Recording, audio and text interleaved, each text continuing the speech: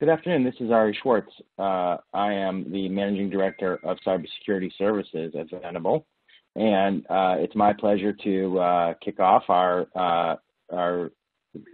Cybersecurity for Nonprofits webinar today. We're calling it "What is Noise and What is News?" And we're going to kind of go through for you what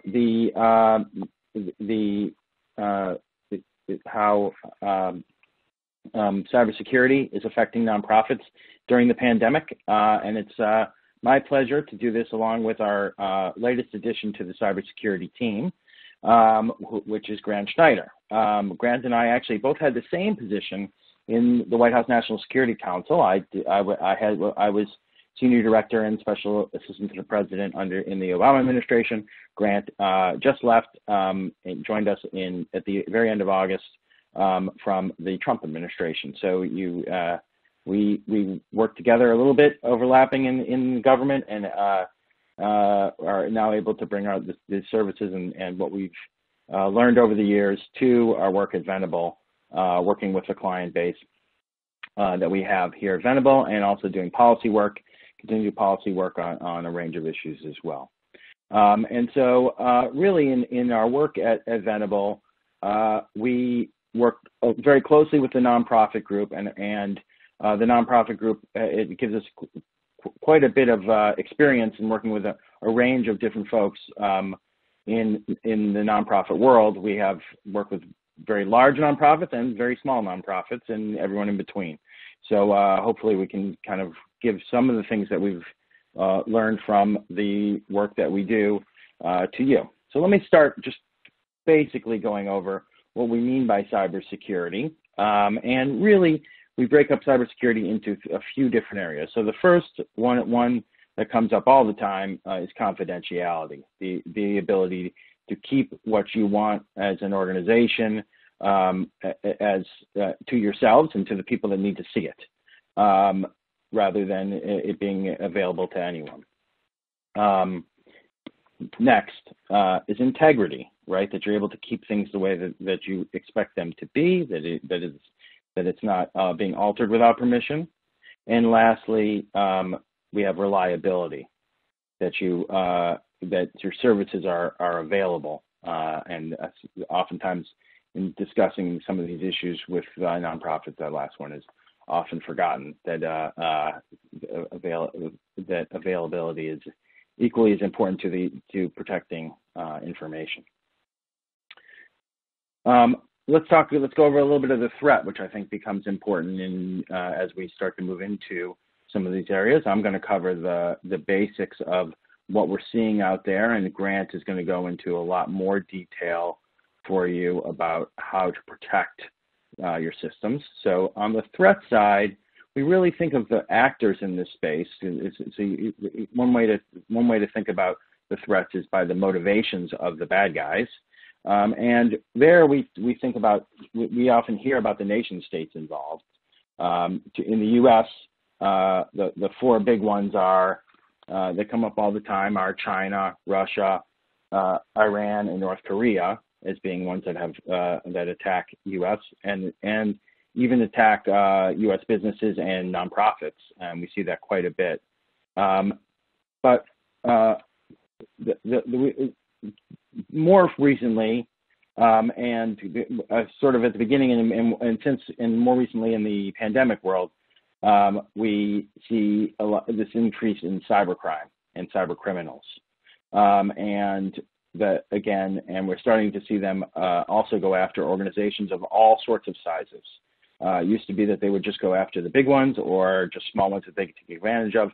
Now we're seeing the same tactics used that they've used against big organizations now being used against different size organizations, and going industry by industry, where we're starting to see a lot more cybercrime against schools and hospitals, for example, than we had in the past. And then the last one that affects nonprofits and government probably more than the private sector, although it affects private sector as well, is hacktivists, which are individuals that are hacking because they believe in some cause out there, and usually have some kind of impact because of that. And those motivations lead basically sometimes merge together. So we see a lot of times now where you can't really tell whether it's a nation state, where it's cybercrime, or it's hacktivists, and sometimes one of them is hiding inside the other. Sometimes we've seen criminal gangs that are working for nation states at certain times, and it's become a lot more confused than it used to be in a lot of these areas. So let me now go to the main topic that we have today, and that is the threats we see from working remotely and what we're concerned about. Definitely, we see there's a study that came out last week from a group called Tessian, a company called Tessian, that said that incidents are increasing, and that aimed at work from home, half of all organizations have seen incidents in the first half of this year, which would be a major increase of those reporting cybersecurity incidents. Obviously, a lot of incidents have gone unreported in the past, but the idea that half of organizations have had an incident, recognized it, and reported it in the first half of the year would be a major increase from what we've seen in the past. And then most of these incidences that we've seen have been tied to remote work, according to Tessian, and that's right in line with what we see with our clients, both private sector and nonprofit at Venable. And we have seen an increase in the number of folks that need help on incidents that they've seen. And the two most common areas that we see with Venable clients, particularly the nonprofit clients, are the billing fraud, what we'll call them account takeover and phishing, and then ransomware as the two areas. And let me go into give some examples of both of these. So on account takeover and phishing, really what we're talking about there is the kind of cases where, in a billing fraud, one example is billing fraud, where the bad guys are taking over an organization's account, a major account in an organization, so someone that has access somewhere, and then looking at their mail and going through and looking to see how billing is done at that organization. And then when they figure out how it's done and what those look like and what the schedule is, they utilize that to send out a message that looks like it's coming from the organization. Sometimes they even if they have access to the account, they'll even send it directly from the organization, and say to the folks that they're sending it to that the billing information has changed and they should send it to a different information to a different address, or they should send it, more likely that they should send it, if it's money transfer, that they should transfer it to a different account, that the bank numbers have changed, and they'll get very aggressive to get it done very quickly before the actual bill goes out. And they'll work on that on a schedule that tries to get ahead of what others are doing, what you're doing internally to stop that kind of fraud. So this is really taking advantage of the fact that folks don't have good accounting systems in smaller nonprofits, and that billing is usually done by one person, for example, and if they can get in and send that kind of a bill in advance, we've seen a lot of money change hands from organizations to the bad guys, and that money can't be returned in many, many cases. There's some times where it can be caught and returned, but the best way to stop it is to stop the account takeover in the first place and identify that it's happening. The second kind of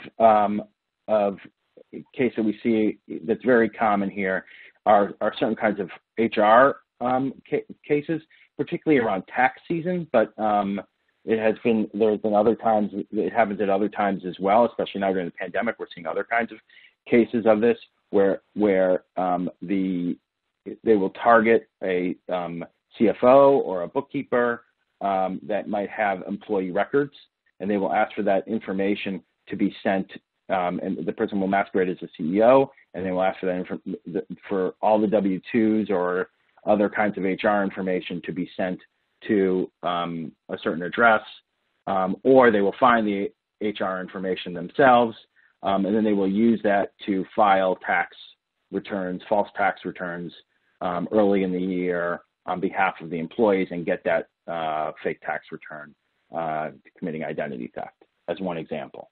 There are other versions of this where they're harvesting the employee data, or they're utilizing internal information for other kinds of crimes. But the most common one is where they're basically doing some kind of identity theft for the employees and getting that information by duping or stealing the information from the HR professionals.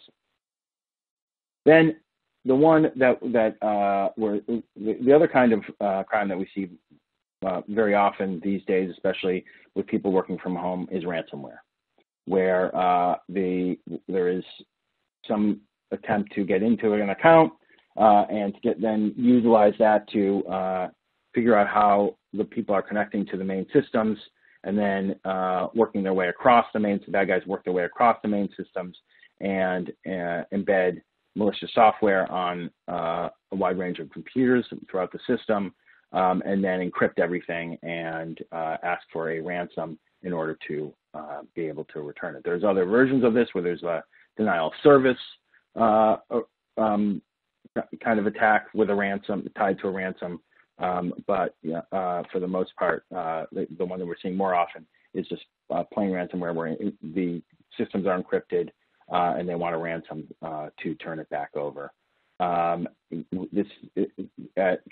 first, these ransoms were very small amounts of money paid in Bitcoin, and the idea would be that the bad guys would do a lot of them and be successful in a lot of them, and people really want to report it.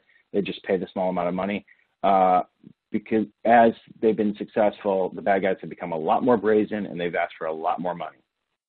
Now they go and they figure out exactly, they break their way into your systems, and they'll figure out how much money you actually have, and try and figure out where the breaking point would be, and ask you just below what the breaking point would be for your organization.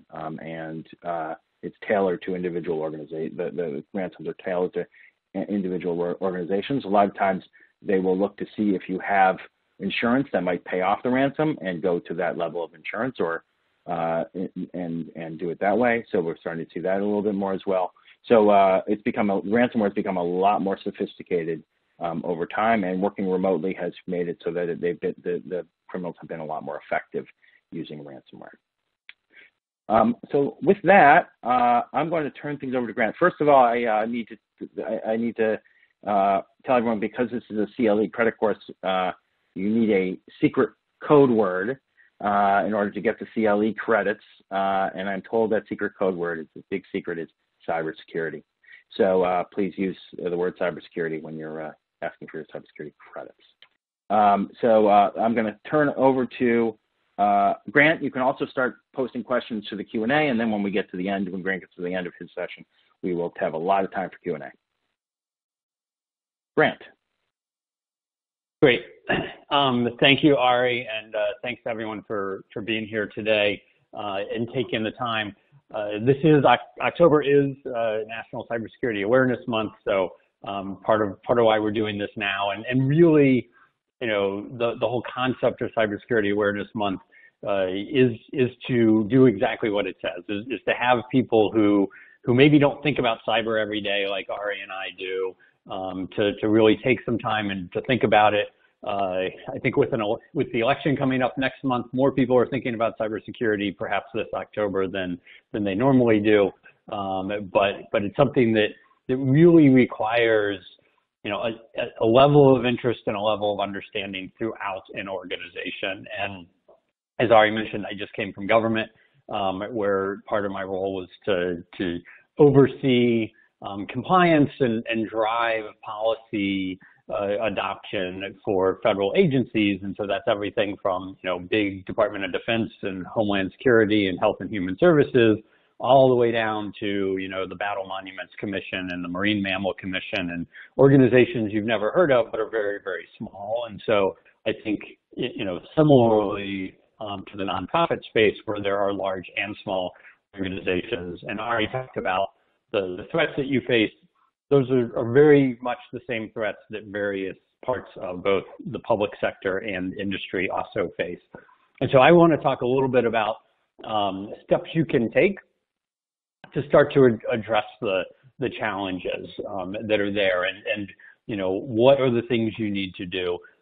And what I'm going to walk through is very much a similar conversation that I had with organizations and with senior leadership of government organizations, and quite frankly, similar to what we tell our commercial clients as well. And so first and foremost is really to just have an understanding of your environment and the risks that you may have. And the risks come in, people, process, and technology. All of those are, interestingly, they're both risks in cybersecurity. They're also each, some form of the solution in cybersecurity. But having that buy-in at the C-suite level and having it, I often would say when I was in government that if a CEO is having a conversation with their chief information security officer, whoever's in charge of their cyber, if the conversation goes something like, "Are we safe yet?" as of the question, there's really no good answer, right? You can say, "Yes, we're safe," and get fired when something bad happens, or you can say, "No, we're not safe," and get fired right then. And what you really need is a conversation at all levels of an organization that are more nuanced around risk and around what steps are being taken to mitigate those risks. And we're going to talk a little bit about those. So understanding your risk, as we say here, having any form of a baseline is better than having nothing. So, it's good to have a trend line, but if you're just starting from, we haven't done anything in this space yet, it's sort of every journey starts with the first step. Starting with a step today is an absolute critically important, and I'll talk about in a minute what some of those steps are. But it is something that you absolutely need to do, is to really understand, where does cyber risk fit into your overall enterprise risk management, and it is a part of.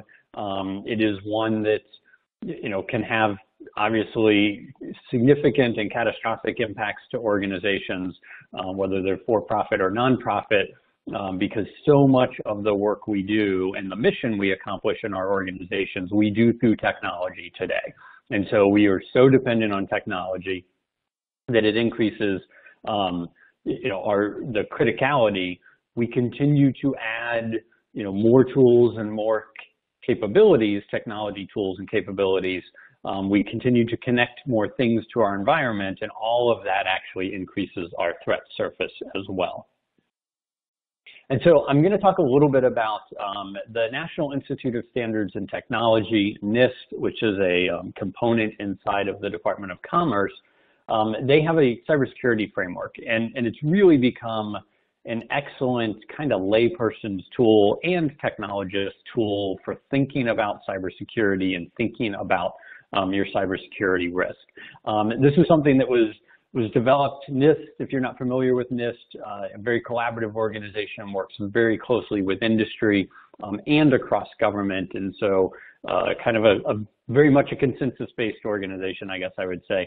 And so this is a product that was consensus-driven and very collaboratively driven, originally focused as a product for critical infrastructure. So critical infrastructure being, transportation, financial services, telecommunications, energy, water, chemical.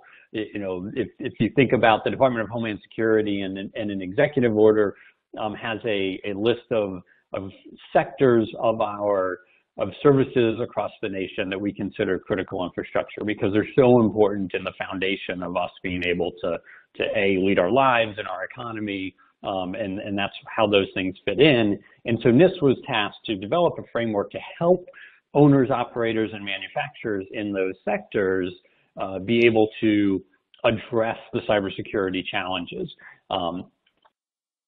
And so when we look at the framework itself, the framework has 5 areas: identify, protect, detect, respond, and recover. And it was deliberately intended to be something that kind of, again, the layperson can understand. you can have a conversation with the most senior executives in an organization around this frame. The framework, while originally intended for critical infrastructure, it's been adopted by lots and lots of private organizations. The federal government has also adopted it and uses it at the Office of Management and Budget. We use this framework to do the risk assessments for federal agencies, and these are the categories that they need to be able to talk to. It's also the way we look at their cybersecurity budgeting so that we can, do a little apples to apples comparison, but be able to again, have a dialogue that is not a dialogue about ones and zeros in technology, but is a dialogue about the organization and the business elements. And I'm going to walk through each of these a little bit because it starts to talk to, things you want to do as you're doing a risk assessment, as well as some mitigations that you can potentially put in place as well. And so identify, this is really about understanding your environment, understanding, what data and information do you have that's most valuable to your organization? What is the key information that's critical for you to being able to achieve, mission success, whatever that happens to be for your particular organization? So to me, it's first kind of where are the crown jewels, if you will? Where's the information that's most critical to you? And also think about it, as Ari mentioned earlier, what types of information might be most valuable to an adversary? And the fact of which information is most critical to you may be some of that information, because if someone's going to do a ransomware and encrypt and threaten to destroy your information, they're going to want to go after the stuff that's most critical to you as well. So, once you identify that in and of itself may be sensitive. Some of it may be obvious for a particular organization to anyone, and that's just a bit of the nature of the beast. But identifying that information, identifying and understanding who needs to have access to that information, how that information is flowing through your organization, and then physically, where is it stored? Is it in your technology environment? Is it a cloud environment? And understanding what controls and how things are being protected by all those other service providers. So then how do you protect that information? There's a whole number of things here. I'm not going to walk through all of them, but the first one that really starts to what we call segmentation in the technology, which is understanding what information does everyone in my organization need to have access to, and then what information can be more restricted. And it doesn't mean you're never going to share it, but on a regular course of business or normally, you want to be able to limit the access, because if someone gets into your network, they very quickly, they don't look like an outsider very long. As soon as they're in your system, they start to look like an insider.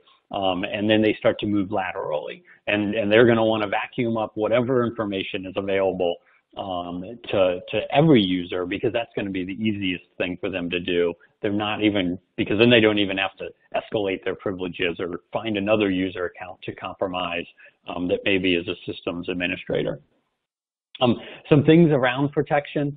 There are a lot of technology tools out there, and there are a lot of capabilities.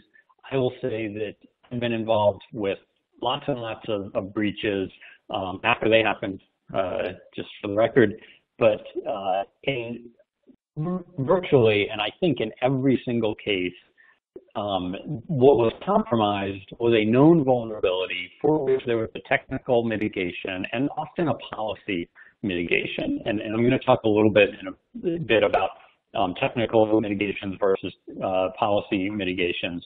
But in protecting, the simplest and best thing you can do is just to continuously be updating your systems. Update patches, whether it's your personal devices, your work devices. When a vendor comes out with an update, they almost always have some form of security enhancements, and they are often fixing vulnerabilities that either the company identified or someone else identified and tipped the company off to. But you absolutely want to be, one of the best things you can do is update your systems. And I will say from working in the government, that is also something we look at. And if you talk to people who work on the offensive side of cyber or trying to get into systems, they are more challenged by well up-to-date and well-patched systems. And so you definitely want to focus on that. Encrypting data and information is really important. You can definitely want to encrypt information wherever you can and wherever you can. And then the two more that I'll talk about on the protection side is, one, having strong authentication capabilities, which I mean multi-factor. So many of you probably, maybe even to get into your Gmail account or your Facebook account or something else, have to also, enter something off of your phone. That having multi-factor is a significant increase to cybersecurity. It's relatively easy to do today because there's a lot of plug-in capabilities. Highly recommend that you do that. And then I think the last one I'll touch on here, doing backups, like backing up your data and your information regularly. This is the thing that is going to be most protective of a ransomware attack. The ability to say, you can delete all that and you can, and I'm not going to care. Now, if they're going to expose it, so ransomware attacks are now, in addition to saying we're going to encrypt your information and you can't get it back if you don't pay the ransom, they're also now starting to say we will publicly post your information, because more companies and organizations have focused on doing backups so they don't have to pay the ransom. And so that adds another challenge of what is the sensitivity of the data that you're holding. When you do your backups, they need to not be in your environment, right? They need to physically be separate so that if a ransomware malicious actor comes in, that they can't encrypt your backup and encrypt your live data, because then that does away with any value there. Detect, the third element here, detect. This is just making sure that there are some capabilities that you can see malicious activity, having firewalls on your systems, having up-to-date antivirus. There are a lot of commercial capabilities that will do a lot of this work, and they're not terribly sophisticated. Something to have on your home system and in your work environment as well. And then, making sure, and many of these need some configuration, but configuring them so that your audit logs are being saved, so that if you do have an issue and you need to bring in a team, there is some forensics data for them to look at so they can better understand what actually happened. Because a good malicious actor, if you will, is going to try to cover their tracks. And so they're going to try to delete any evidence that they were there, unless they're, encrypting your information or doing a ransomware attack or a destructive attack. If they're just trying to steal your information, they may want to make it so you don't even know they were ever there. Response and recover, respond and recover. These are things to think about before you have an incident. Having a little bit of a plan on how you might respond to an attack, what your capabilities would be. Okay, you've got backups. Do you know where they are? Do you know where the passwords are if you encrypted your own backups? Do you know how to actually, for years and years, I've seen lots of organizations that had backups that ran every night, but really had no way to go back, bring them back online, that there were significant challenges. So, having a plan and then executing that plan, and both, responding, who do you need to get in the room? What do you need to worry about? And it's not just your IT people, right? When we do incident response in the government, when I've done it there, it's having our public affairs people, it's having the legal department, it's having our congressional liaison, all the ways that an incident could be detrimental to your organization. Public perception is a really big part of that, and managing the public perception is going to be important. And recovering, I talked to some of these things here as well, but for respond and recover, tabletop exercises are something that organizations can do, and really just do a little bit of, walk through an exercise and have someone facilitate that, to be able to ask some of those questions of what would you do if something happened, and how that might, you react. And then that helps you, assess in exercise, what did our risk management plan look like? What are the holes in our risk management plan? Some of these I mentioned earlier are technical solutions and capabilities to problems and challenges. Some of these are also policy capabilities. You know, Ari was talking earlier about the account takeover or just fraud, where you know someone goes to one of your donors or your clients who's going to send you money, pretends to be you, and informs them that they've got, you have a new bank account and the money goes off somewhere else. I just had a commercial, and my first commercial client actually that I worked with had this type of scenario like a month ago, I guess. And there's, in addition to having technical, you know, not letting the account get taken over, or being able to prevent that, being able to detect it and understand that it happened, even if you can't prevent it, knowing that something happened or bad is happening is really helpful. But the other thing is you can have policy solutions. And someone asked about, you know, robust internal controls. And so if you have relationships with your clients or your customers or your donors on how you would ever communicate this type of information, much along the line that, you know, the IRS will never call you and ask you personal questions. I mean, they probably will never, you know, might not call you for any good reasons anyway, but they're not going to call and ask you about your personal information or try to elicit information from you. You know, having those sorts of controls in place where the people you're interacting with have clear expectations of how you're going to interact with them will be helpful in starting that way. So, and I would also say part of the policy controls as well is the awareness, right? Is ensuring that your employees are not, you know, have some cyber training or at least awareness training. There's ones they can find online. Know not to click on every single link. Know that there are risks and that you are a target. I think people and potentially in smaller organizations and maybe in nonprofits, you know, your workforce may feel that they're not actually a target. Who would want to come after us? We're doing these great things for the world. In reality, if it can be monetized in some way, shape, or form, someone will want to come after you, and they're going to go after. You know, in some cases, an activist may want to come after you because of your platform and your position in your organization. Criminals are going to go after the easiest picking, right? And so, you know, kind of like a burglar in the neighborhood, they're probably going to break into the house with the worst locker that's doors are left unlocked. And criminals are going to do the same thing.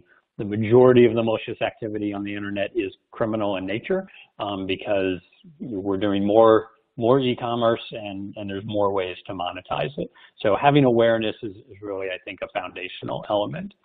I think with that, I know we've got a number of questions and I will take a moment and take a look at them. Ari, I imagine you've looked at some of them already, but please continue to send questions in and we'll start running through some. I'll follow up on the first one that you had addressed, which was about ways to combat the fraudulent billing, and say, you know, we've seen both sides of it. So actually the worst side of it is not when your bill goes out to your members and coming from you, even if it's coming from you. The worst side is the other side, when you've paid someone that is not really the real people. So you need to make sure that when that your internal systems and the internal controls are set up in a way that when you get a bill from someone and they tell you that their bank account has changed, that the people that actually pay the bill know to check with the company or organization that you're paying the bill to itself, that actually has happened, and you're not just sending it to some criminal out there. We have seen many times where organizations have sent a lot of money to criminals thinking that they were sending them to one of their vendors, and that money never came back to the organization. So it's extremely important to have that internal control in. And again, the other side of it is, well, what do you do other than the control, right? You got to have layers on all of these, right? In the military, they call this the kill chain, right? Which is, and you'll see that reference in cybersecurity literature, right? Which is the kill chain is that there are lots of different ways to stop the threat from coming in. So you want to have multi-factor authentication. You want to make sure that you have the ability to spot the malware when it gets put on the system. You want to have the ability to detect strange behavior that's happening on the system when people are elevating credentials, et cetera. There's the whole range of them that go with the NIST cybersecurity framework that you want to identify. And at the same time, you also need to have those the business controls in place as well. And to make sure that, and that's the best way to prevent this from happening, is doing the layering of both the cybersecurity protections and the internal controls at the same time. So with that, let's move on. Let me move on to the next question. So there was a question about how common are attacks on WordPress hosting, and what methods have been most successful to damaging nonprofits. I assume that means through WordPress hosting. So WordPress is sort of notorious. First of all, I should say WordPress is widely used. So the fact that we see a lot of attacks on WordPress isn't that surprising. But it is sort of gotten a reputation for being very leaky and having a lot of problems with it. And the main reason for that is people do not update their WordPress. You have to update your WordPress very, very regularly in order to get the best protections out of WordPress. Some people don't like to use WordPress specifically because of the security concerns. Now, that said, there's two sides to the WordPress issues that we've seen. One is that the malware gets placed on your servers, especially if you have a local web host. If you do web hosting locally. But the other one that we see is that you become a vector for attacks yourself. That bad code is embedded into the WordPress, into your website through vulnerabilities in WordPress, and that's used then to place malware on all your visitors' computers. So I think there's both sides of that. Again, the best way to prevent it is use a more secure web updating platform for websites and web hosting, or use or update your WordPress very, very regularly. Do you have anything to add to that one, Grant? No, I think you covered that one well. Okay, so let's go on to the next one. So any suggestions on how to protect against ransomware attacks for those who keep all our files on Google Drive, MS OneDrive? Can those be restored if encrypted? So I would say, so this is a question on ransomware attacks. So, and the cloud. Actually, the cloud gives you some protections against ransomware that hosting things locally does not. So in some ways, you're better off because they back everything up in multiple ways. That said, Grant talked about multi-factor authentication. Your authentication becomes extremely important when you're hosting that kind of information in the cloud. If you're keeping all your information in the cloud and you get compromised and folks are able to access because your credentials are open, you have a major concern there for availability of your information, for your information getting posted everywhere, and the confidentiality of the information. So I would say there are programs that both Google and Microsoft have for organizations to get stronger authentication. You can use multi-factor key, right? Which is probably the strongest means. Google sells this Titan key, and which is very easy to use. It takes a little bit of time to set up, but once you get it set up, you almost do nothing with it into the future. There's also the one-time password, not as strong as using the key, but you should use some kind of advanced multi-factor authentication if you're in the cloud and you keep your organization's information in the cloud, just as a basic step. Grant, do you have anything else? Do you want to add other steps for people with info in the cloud, small organizations with info in the cloud?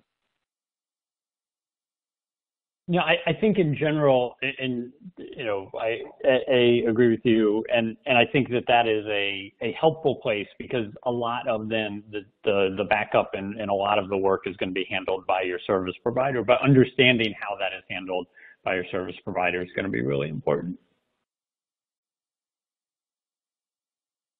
Okay, next question. Here's another ransomware question, everyone's favorite ransomware question. What is the ransomware recommendation? If you pay the ransom, if you don't pay the ransom, you lose all your data. If you do pay it, people penetrating keep raising its price. It seems like a no-win situation. Yes, this is exactly the problem with ransomware. Once you've gotten to the point of your information being encrypted and being put in the situation of being able to get it, even if you have a backup sometimes and you're not sure if that backup is secure, right? In other words, you're not sure at what date and time it actually ended up starting. In order to go through and remediate, it can be extremely expensive and can take a very long period of time. This happened to the city of Baltimore, right? City of Baltimore had backups, but they didn't know that those backups were good. They did not want to pay the ransom. It took them months to get back online, literally months for some parts of the city of Baltimore to get back online because of that. So they could have just paid the ransom, but it was, then you're encouraging the ransoms in the future. We have had, I think it's a no-win situation is right. The best thing to do is prevent the ransomware from being placed in the first place, which is hard to do entirely. And you have to make that decision. The key point is that you're prepared for this in advance. What is your organization going to do if you do have a ransom placed on you? So let's start with, how do we prevent the ransomware from being placed in the first place? Make sure you have all those controls in place. But then one part of this is playing this out to the end. What happens still if you have a ransom? Are you going to pay it? Do you have the right insurance in place in order to help you pay it? If you're not going to pay it, what data are you willing to live without for some period of time? Right? That, I think, is the key that all organizations should be thinking about with ransomware today. The prevention is number one, obviously, but you also have to play out the scenario of what happens if all the protections we put in place don't work. Grant? Yeah, and there's, I think, two more questions in here on ransomware. One asking of the incidents that have taken place that you cited, or at least the organization that we cited mentioned. What do we know how many of them were a big impact? I don't think we have that data and information, and I think it also is going to be dependent on the definition of what's a big impact to one organization may be very different than an impact to another, bigger impact to another organization. There's also a question about how often, when ransoms are paid, how often is the data returned? My understanding, there's not really good data in a lot of this, because many organizations don't want to disclose when they've had an incident. They don't want to disclose when they've paid a ransom. But my understanding, and Ari, curious as to yours, is that generally, if you pay the ransom, and I'm not advocating to pay a ransom, prevent it, generally I think a lot of the data actually does get restored, because the ransomware criminals they're in their own business, and they actually, if no one ever got their data back, no one would ever pay the ransom. So I think in many cases it does come back, and in fact many of the criminals have kind of service desks established to help people figure out how to pay them in Bitcoin and in other ways. So it's sort of become its own enterprise. Yeah. Any thoughts there, actually, Ari? The bigger issue recently has been that the Treasury Department, literally 2 weeks ago, put out some new guidance suggesting that that they're going to hold people responsible for not checking the OFAC list, and not checking to see whether people are paying people in countries that are not allowed to be paid under the sanction laws. So that becomes problematic more for the companies that you would use to pay the ransom, the folks holding the ransom. But obviously this gets very complicated in terms of how you go about making those determinations and decisions. Each case is sort of its own case. You bring in experts that have done this a lot of times and can help you through it. I mean, we at Venable, so we've done a bunch of these cases. We paid some, we haven't paid some. We usually work through some other party to pay if it's being paid, or through the insurance company if it's being paid. And so it gets very, very complicated. Obviously, you don't want to get to that point. If you're at that point, you have to rely on experts. There's more expense than just the expense of paying the ransom in this, and more risk than just the risk of paying the ransom. So I would kind of defer to say, try to avoid that piece and do all the things you need to do to avoid it, but have a plan for doing it. Who are you going to work with? How's it going to work? What do get that all worked out in advance. And that is, there's something here too, and there's a question about working with law enforcement, and does the law enforcement investigate these crimes? Yes, law enforcement investigates these crimes. They work on them all the time, and in fact, when we have ransomware cases, sometimes we will call the FBI and ask them if they have a key, because sometimes they have solved some of these cases in the past and they have the keys. But these cases are very, very difficult, and it's easy for cyber criminals around the world to attack other places around the world where they're out of jurisdiction or where they're very hard to catch. So there's a lot of law enforcement cooperation going on constantly in this space, but the criminals get better and the law enforcement gets better. Microsoft just shut down a extremely large botnet last week that was being used for criminal enterprise. So those kinds of things are helpful. And then they work with law enforcement to do it. Sometimes the FBI will take one down, but it's a continual cat and mouse game for law enforcement. You can't expect law enforcement to come and bail you out right now in all of these cases, particularly in ransomware cases where there's thousands of them a day, right? So having that law enforcement relationship in advance is helpful, though. And so some, especially larger organizations, some of them want to set up something in advance so that they're prepared to go to law enforcement in advance and know who to go to. We have helped to facilitate some of that with law enforcement in the past. Grant, anything on that side of it?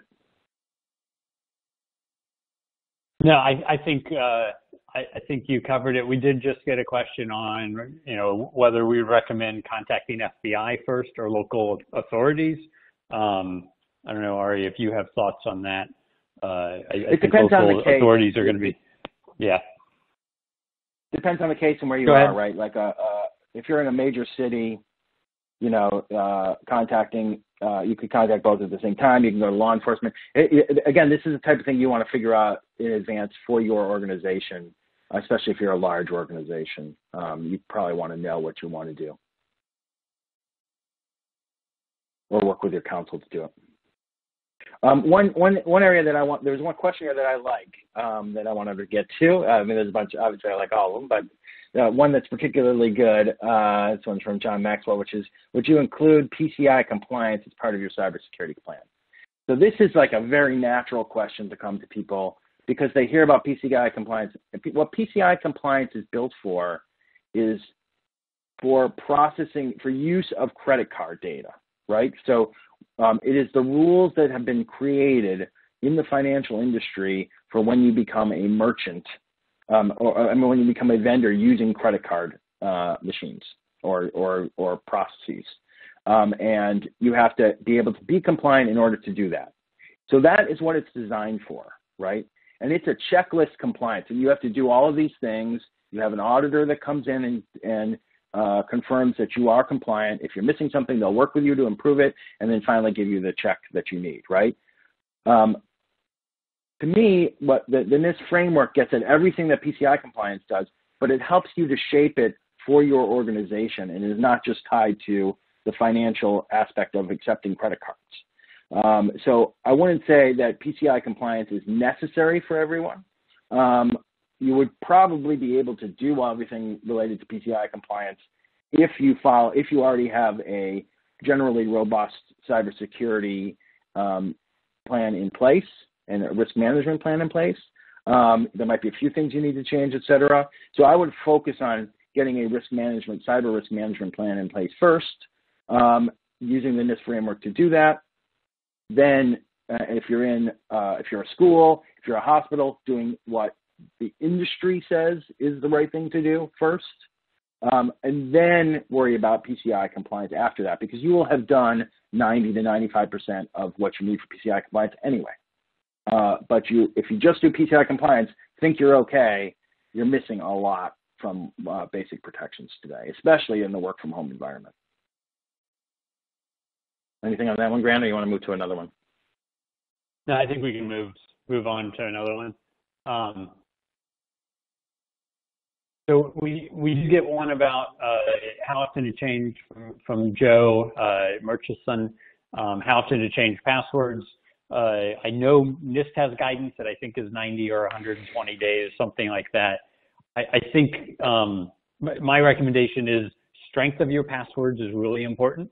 And so, having a reasonably long password that is, not just a word or an English word or a word in the dictionary, because quite frankly, there are tools that can very easily essentially, run every English word against your system. So you want one that does have those special characters and numbers and capitals and lowercase.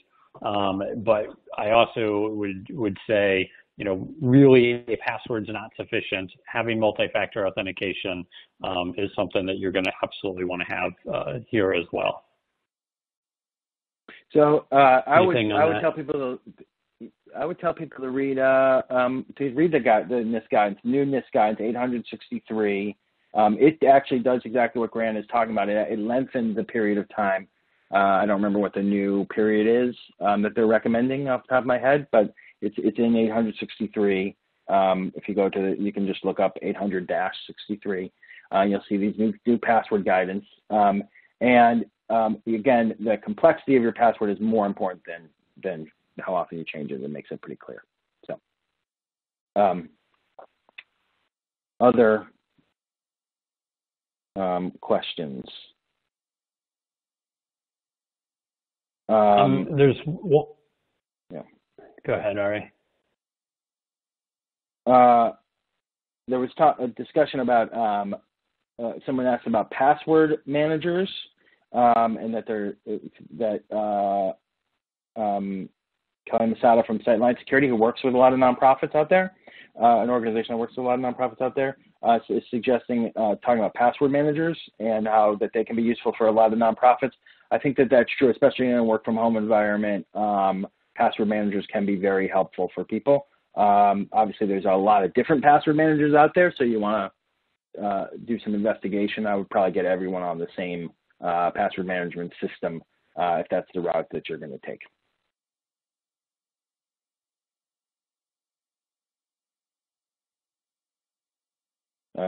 You want to talk about BYOD, bring your own device? Sure. I was just looking at that one. Yeah. Question from Kristen Holler. Can you discuss best practices for bring your own device? This is, well, it's an interesting thing having come from government where I usually had 3 cell phones that I had to carry around because various organizations did not, implement any forms of bringing your own device.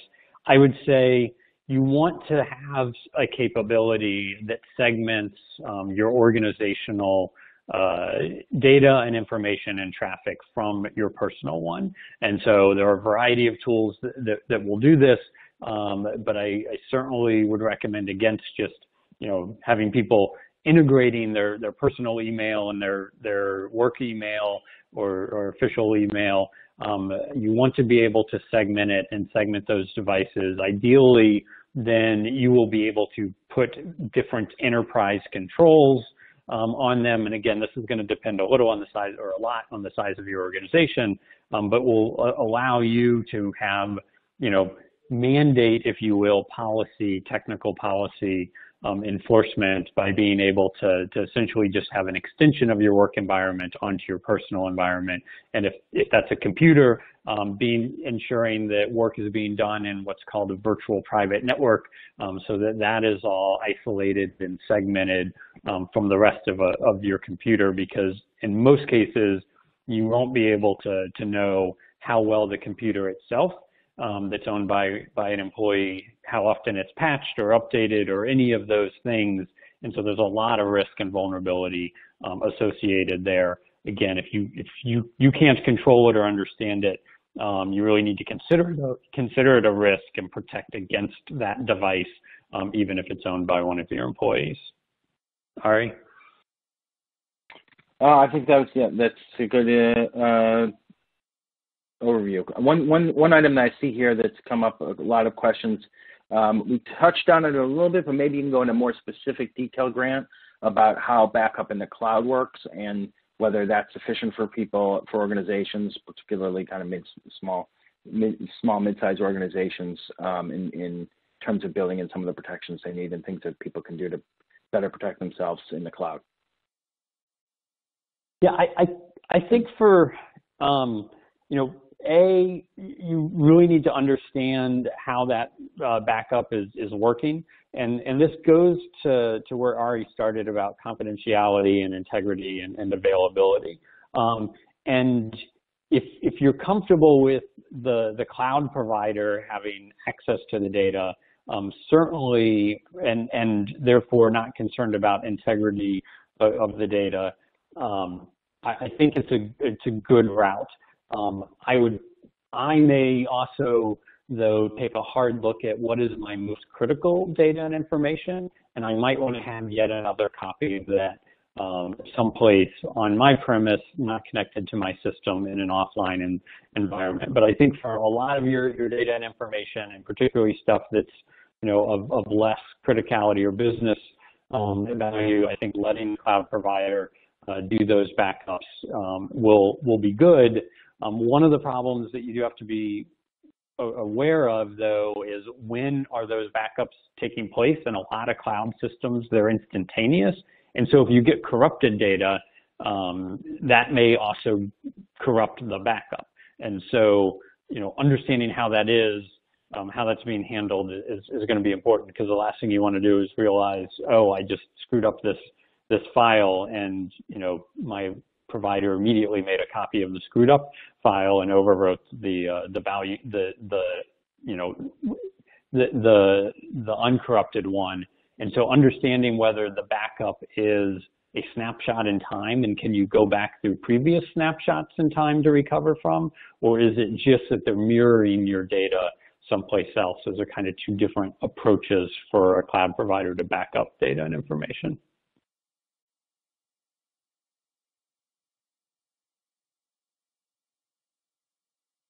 Ari, there's an interesting question. Yeah.